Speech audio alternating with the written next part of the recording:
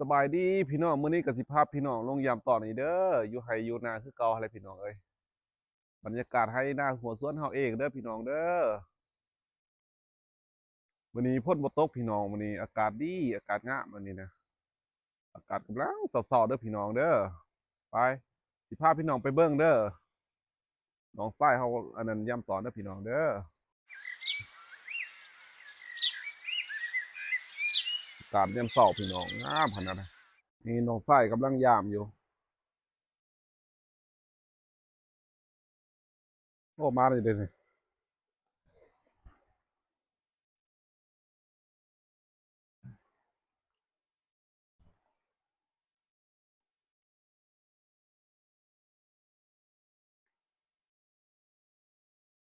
มานบ่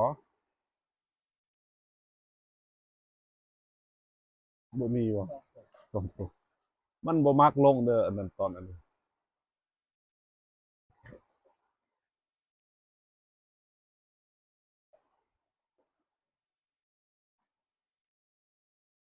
นี่ก็หอยเนาะ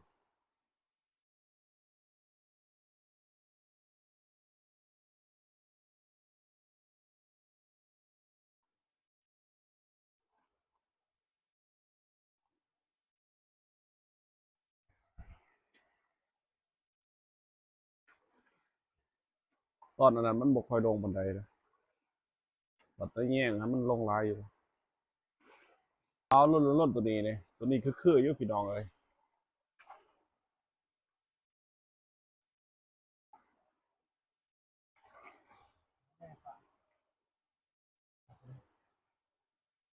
มันเกาะเลย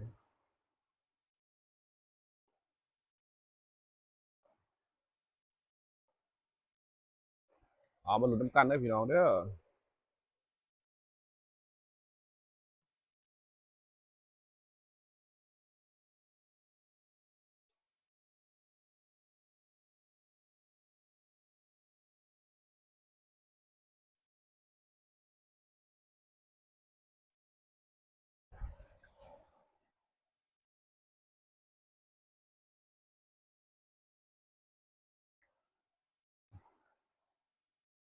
ลงเลยนะฮะ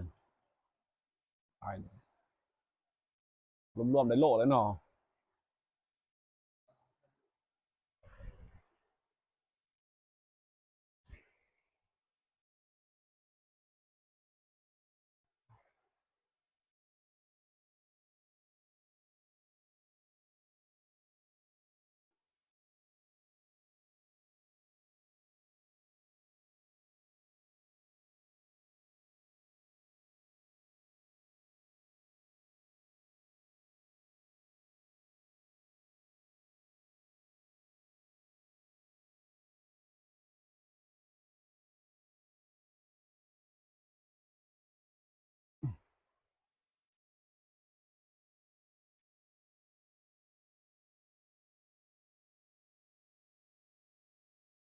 สี่และชีวิตสาวบ้านพี่น้องเอ้ย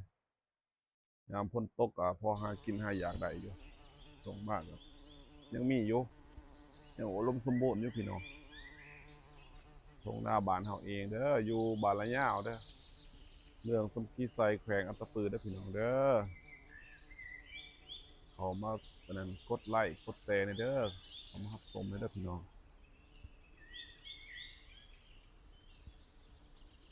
นำตกตาดบ้านเขาเองนี่นี่งามขนาดนี้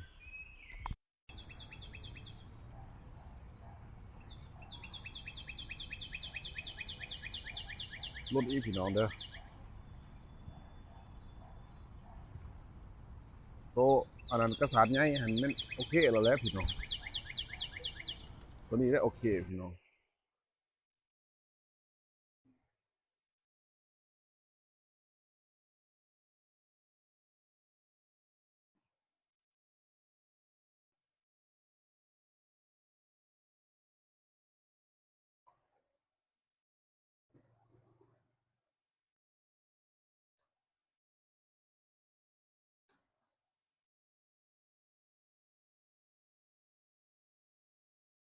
มีปลาข้อได้อเขาเห็นมาสองมีมีปลาซิวเนาะ บ่พลาดเนี่ยว่ามีประคอได้หั่น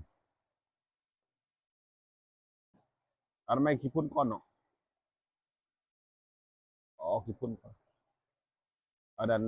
เฮาต้องได้เอาออกขี้พุ่นก่อนเด้อพี่น้องเอาออกอันนั้นก่อนเพราะว่ามันเปื้อนเด้อพี่น้องเด้อ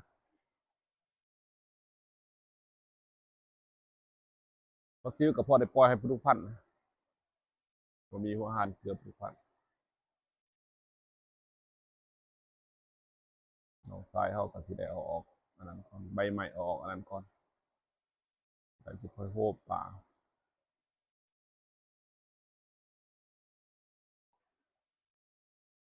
น้องทรายเอาอันนั้นขี้ฝุ่นออกเอาใบไม้เอาหยังออก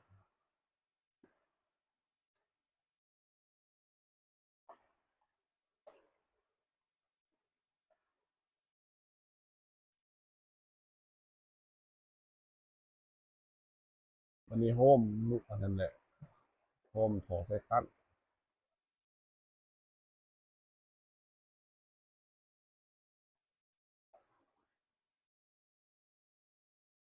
ต้องลายอยู่ตรงนี้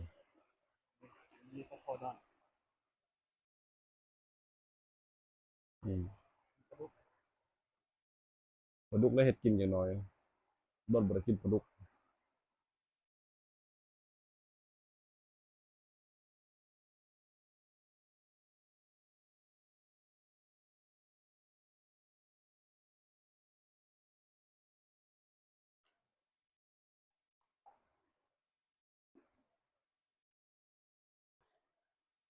โอ้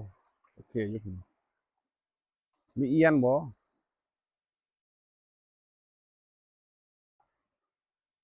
ยังบ่ทันอนามัยไปอนามัยอีกคุณอย่าบอลสุดท้ายวันนี้บอลสุดท้ายพี่น้องอันนี้บอลสุดท้ายพี่น้องเอ้ยโอ้ขาวๆขนาดนั้นพี่น้องลงอลีอยู่ก็สุดยอดแล้วอันนั้นเมื่อวานก็ลงมื้อนี้ก็ลงอยู่2มื้อซ้อนเลยมื้อแรกนี่ยังมีลุ้นคือกันเด้อคันฝนตกเติมนี่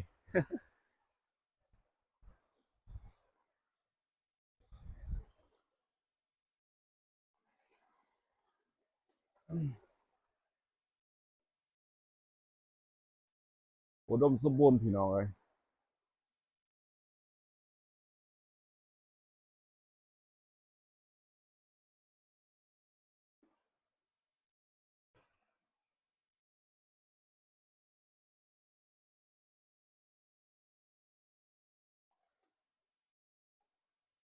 รถอีกพี่น้องใส่มีบ่เอ่อบ่มีเหรออ๋อบ่คือเบิ่งนั่นเนาะตัวนี้ก็ถืออยู่พี่น้อง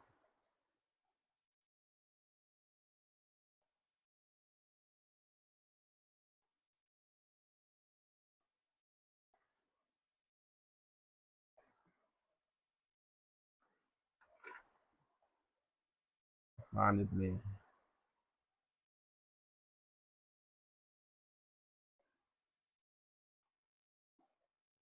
ยามแล้วก็อัดมันใหม่มัดมันใหม่ยังสิได้ลุ้นมื้อแรงอีกเพราะว่าน้ำยังหลายอยู่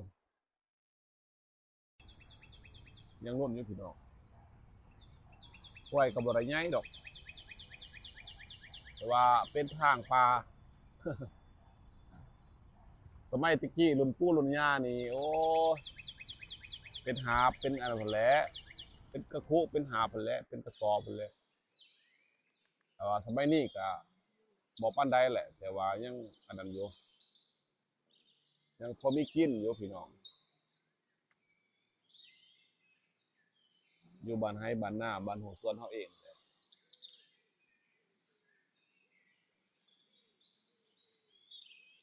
ก็เลยช่วงนี้ได้มีโอกาสทำคลิปให้พี่น้องเบิ่งบัดนี้รุ่นตัวสุดท้ายเด้อพี่น้อง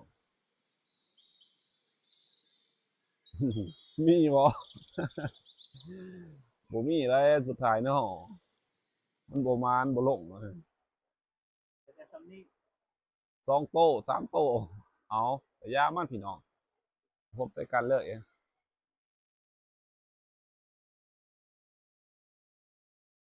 บัดนี้สิเริ่มมาขึ้นโฮมอยู่เทิงอันนั้นแหละสิติดเบิ่งว่าสิได้จักโลพี่น้อง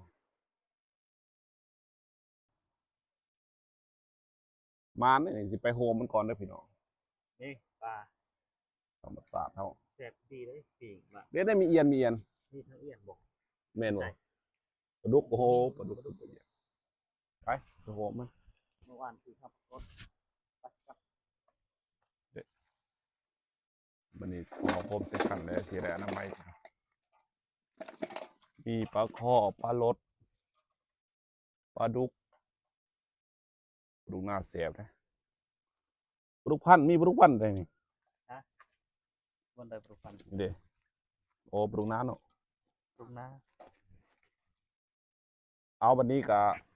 สิได้เก็บอนามัยช่วยน้องเด้อพี่น้องเด้อสิได้จบคลิปสำนี้ก่อนเด้อพี่น้องขอบใจหลายๆท่านผู้ชมทางบ้านเด้อ